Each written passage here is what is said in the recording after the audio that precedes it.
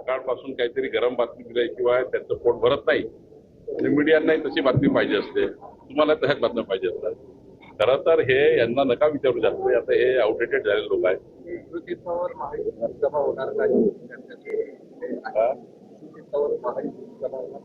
आता तुला नियोजन काय केलं आतिश शेलार आणि अमित काटोलकरनी ते बघावं लागेल.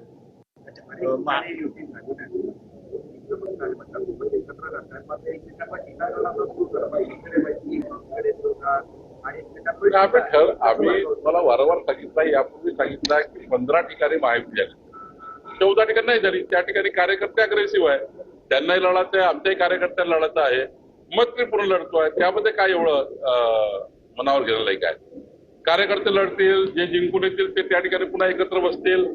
शेवटी निवडणूक ही सर्वांना लढण्याची संधी दिली पाहिजे. त्या ठिकाणी युतीचा प्रयत्न आम्ही केला, नाही झाली. त्या ठिकाणी आता मैत्रीपूर्ण लढू आणि मैत्रीपूर्ण लढल्यानंतर पुन्हा एकदा चर्चा करू. आदित्यनाथ यांची राज्यभरामध्ये सभा घेणार स्टार प्रचारक किती ठिकाणी राज्यामध्ये अजून पूर्ण कार्यक्रम आला नाही. पूर्ण कार्यक्रम आला की कळू. आंबेडकर असं म्हणतात की प्रणिती शिंदे या भाजपात गेल्या जमा आहेत आणि त्या भाजपातच काम करतात आणि इलेक्शन झाल्यानंतर त्या भाजपमध्ये प्रणिती शिंदे कोणी म्हटलं? त्या कामगार असं आहे की प्रणिती शिंदेजींनी आतापर्यंत कुठेही भाजपमध्ये संपर्क केला नाही, कुठल्याही संपर्कात नाही. कुणाच्याही व्यक्तिमत्वाबद्दल असं विधान करून त्यांच्या पॉलिटिकल कॅरियरला डॅमेज करण्याचा कुठलाही प्रयत्न कोणी करू नये. प्रणिती शिंदेजी यांनी कधीही भाजपच्या कुठल्याही नेत्याशी संपर्क केला नाही. नारायण राणे जे आहेत त्यांच्या निलंबनाची मागणी सातत्यानं वाढते. त्यांच्या त्या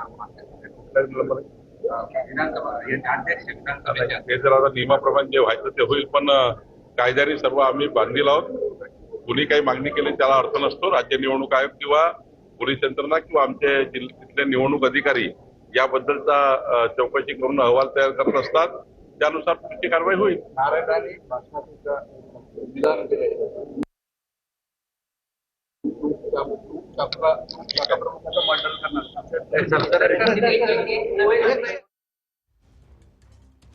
तर आपण पाहतोय प्रणिती शिंदेंनी कधीही भाजपच्या नेत्यांशी संपर्क केलेला नाही असं स्पष्टीकरण बावनकुळेंनी सुजात आंबेडकर यांच्या आरोपावर दिलंय.